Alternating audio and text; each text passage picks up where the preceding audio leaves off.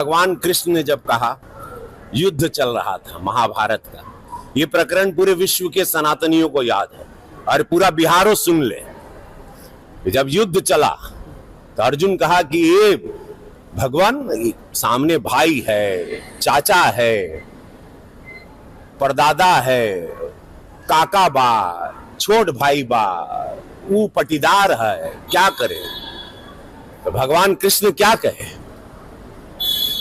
कहे जब पटीदार, चाचा, काका, भाई, बहन जो भी तुम्हारे समक्ष है युद्ध में, वो अधर्मी हो गया, वो सनातन के खिलाफ हो गया, वो स्वार्थ में चला गया, तब चूको मत, बाण चलेगा।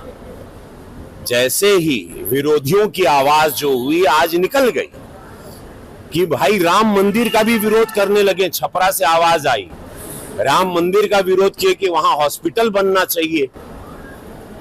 तो वही विरोधी आज बिहार सुन ला हो, समस्त बिहार से कहते कि मां सीता के मंदिर का भी विरोध हो रहा है।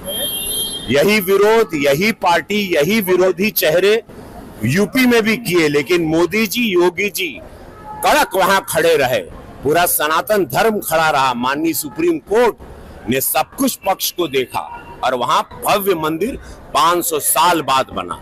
अब मां जानकी का मंदिर भव्य बनने जा रहा है। ये विरोधी यहां भी मुंह उठा रहे हैं, जितने एनडीए के विरोधी हैं। तो मैं आप लोगों को सचेत कर देना चाहता हूं, इन लोगों की जमानत जब्त कर देना।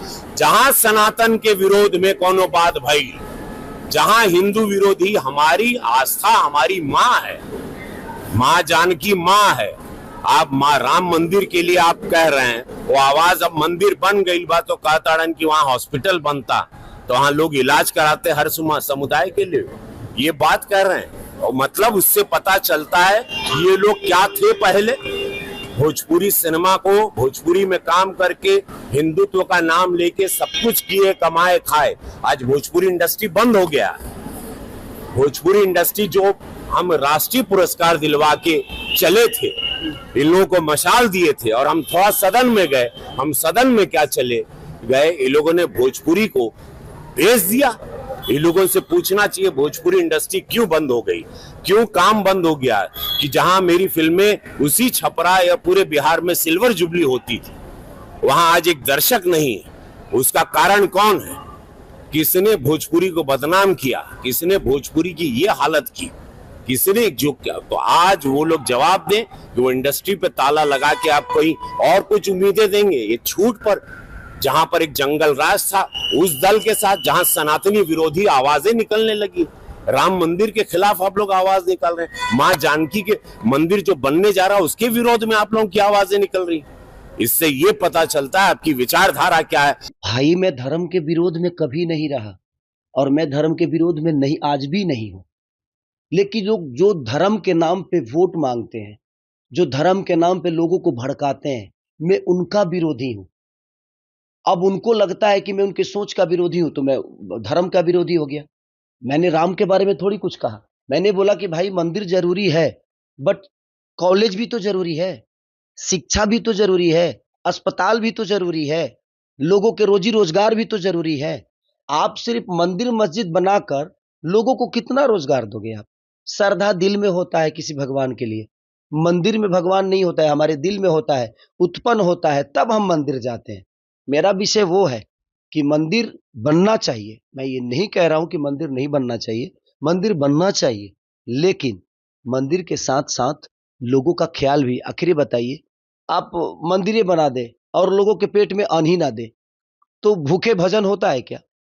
और रवि भैया के बात के लिए तो आप बिल्कुल कुछ मत कहिए। वो तो जीने के लिए कुछ बनाते नहीं है, वो तो मरने के लिए बनाते हैं। आपने उनका बयान सुना हो गया, माननीय आदित्यनाथ योगी जी के सामने बोल रहे हैं कि तुम लोग अगर यहाँ पे जलोगे गोरखपुर में तो सीधे स्वर्ग में जाओगे। तो वो जीते जी आपको कुछ नहीं देंगे। मरने के बाद का प्रोसीजर उनका जो है वो बहुत प्यारा होता है कि आपके चैन से जलने के लिए वो व्यवस्था करेंगे, आपके जीने के लिए वो कोई व्यवस्था आपको नहीं देंगे। वो कुछ भी बोल सकते हैं, वो महादेव है भाई और हम लोगों के बड़े भाई है और उनका विचारधारा अलग है। तो आपने सुना होगा ना। और उस पे आदित्यनाथ योगी जी हंस रहे हैं, क्योंकि उनको भी लग रहा है कि ये जोकराई चल रहा है। कौन आदमी बताइए मरने के बाद ये सोचता है कि मैं जलूंगा तो, गोरखपुर में जलूंगा तो स्वर्ग बन जाऊंगा।